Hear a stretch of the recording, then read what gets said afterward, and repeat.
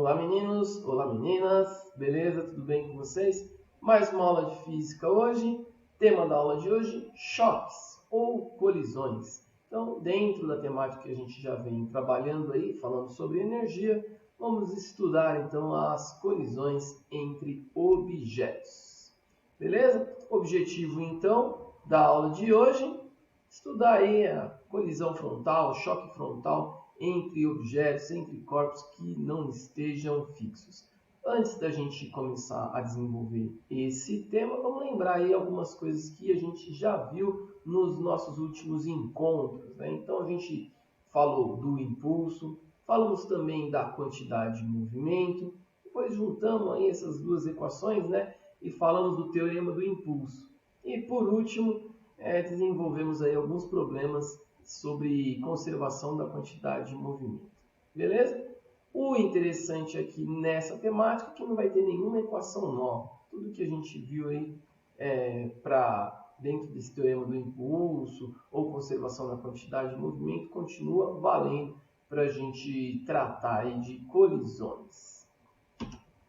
Antes de falar das colisões, vamos identificar um termo aqui, né, que é velocidade de aproximação e velocidade de afastamento. Então, a velocidade de aproximação é a velocidade relativa entre os corpos antes da colisão. Então, nesse exemplo aqui, né, tem o corpo 1 e o corpo 2, cada um com a sua velocidade, e aí a velocidade de aproximação é a velocidade relativa entre eles. Claro, como eles estão aí em sentidos opostos, a gente vai somar essa velocidade. Então, nesse caso, a velocidade de aproximação é de 30 metros por segundo. Aí teremos uma colisão, por exemplo, e depois dessa colisão vamos ter uma velocidade de afastamento. Do mesmo modo, a velocidade de afastamento é a velocidade relativa entre os dois objetos aí, que estavam envolvidos no problema. Nesse caso, após a colisão, né, a velocidade relativa entre eles também é de 30 metros por segundo. Então, mesmo a velocidade dos dois tendo uma alteração aí após a colisão, a velocidade de aproximação e de afastamento, nesse caso, né, permaneceu a mesma. Beleza? Vamos falar aqui dos tipos de colisão, então, dos tipos de choque. Primeiro é o choque elástico. No choque elástico, o que acontece? Toda a energia que eu tinha antes da colisão, a energia cinética, ela vai ser restituída após a colisão. Então, a energia cinética antes da colisão vai ser igual à energia cinética depois da colisão. Se a gente pensar em velocidade de aproximação e velocidade de afastamento, nesse caso aí, a velocidade de aproximação é igual à velocidade de afastamento. Então, no choque elástico, não tivemos dissipação de energia, não houve energia aí dissipada na colisão. O outro tipo de choque que a gente tem é o choque inelástico. Nesse caso, vai acontecer uma dissipação de energia, por exemplo, uma dissipação de energia térmica, uma dissipação na forma de energia sonora. Isso faz com que a energia cinética, depois da colisão, seja menor do que a energia cinética antes da colisão. Do mesmo modo, já que a gente teve uma variação da energia cinética, a gente vai ter aí uma variação também da velocidade de aproximação e da velocidade de afastamento. Então, a velocidade de aproximação vai ser maior do que a velocidade após a colisão, a velocidade de afastamento. Temos também um choque perfeitamente inelástico. Qual que é a diferença aí para o choque inelástico? No choque inelástico, eu tenho variação de energia cinética, então eu tenho uma energia cinética final menor do que a inicial. No perfeitamente inelástico também. E também eu tenho aí uma velocidade de aproximação maior do que a velocidade de afastamento. A diferença aqui, a questão é que no choque perfeitamente inelástico, após a colisão, os dois corpos envolvidos, eles permanecem juntos, eles caminham juntos após a colisão, como está demonstrado ali na tela. Então, o corpo 1 e 2, após a colisão, eles caminham juntos. Beleza? Então, esses três choques aí que a gente vai tratar, né? O choque elástico, energia cinética inicial é igual à energia cinética final, o inelástico e o perfeitamente inelástico. Nos dois, no inelástico e no perfeitamente inelástico, a energia cinética final é menor que a inicial. A diferença é que no perfeitamente inelástico, após a colisão, os dois corpos permanecem juntos. Beleza? Aqui a gente tem uma tabelinha para resumir em termos de energia, né, o que acontece com a energia cinética antes e depois da colisão. E como eu disse, na colisão elástica, né, você tem energia cinética antes, é igual a energia cinética depois. E na inelástica ou na perfeitamente inelástica, a energia cinética depois da colisão é menor do que a energia cinética antes da colisão, a energia cinética inicial. Tranquilo? Vamos fazer um exemplo aí para ver a aplicação aí desse conceito. Deixa eu sair daqui da frente, né? O que temos nesse exemplo aqui? Nesse exemplo, dois carros aí vão colidir e um deles estava parado.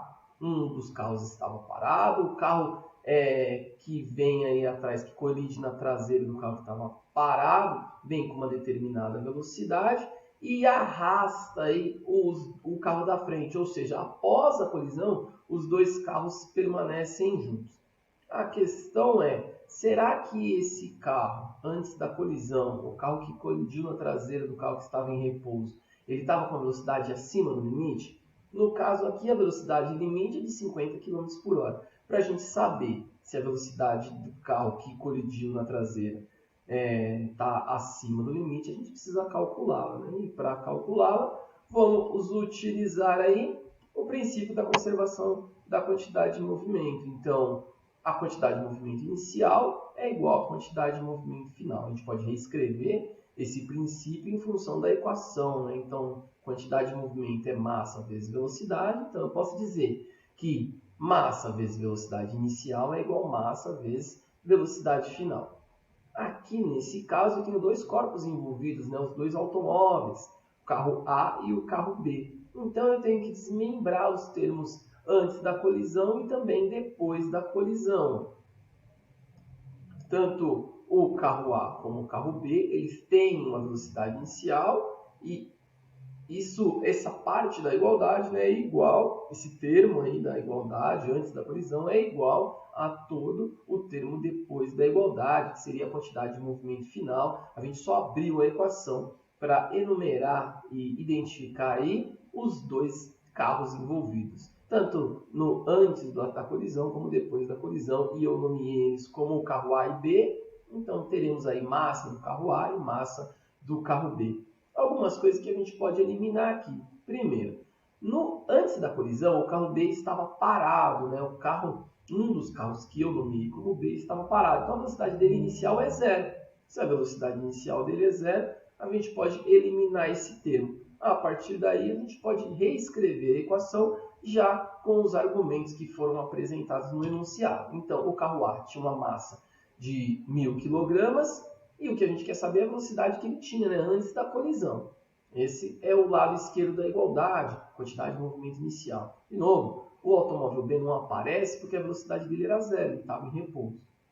Do outro lado da igualdade, a gente tem os dois automóveis, então a massa dos dois automóveis, só que os dois têm a mesma velocidade. Então eu posso reescrever a equação deixando a velocidade aqui em evidência. E aí a única incógnita que eu vou ter, a única variável que vai aparecer, né, é a velocidade inicial do carro A, que é justamente o que eu quero saber.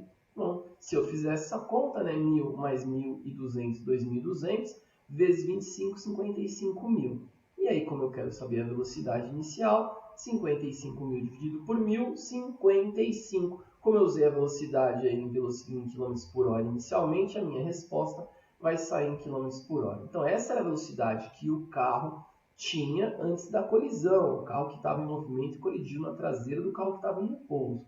E aí, respondendo à pergunta do exercício, o carro que colidiu estava sim acima dos limites de velocidade, porque o limite de velocidade era de 50 km por hora. Beleza, minhas meninas? Espero aí que tenham entendido, espero que a mensagem tenha sido recebida. Nos veremos aí na aula para sanar possíveis dúvidas e fazer mais alguns exercícios. Valeu e até a próxima, jovens!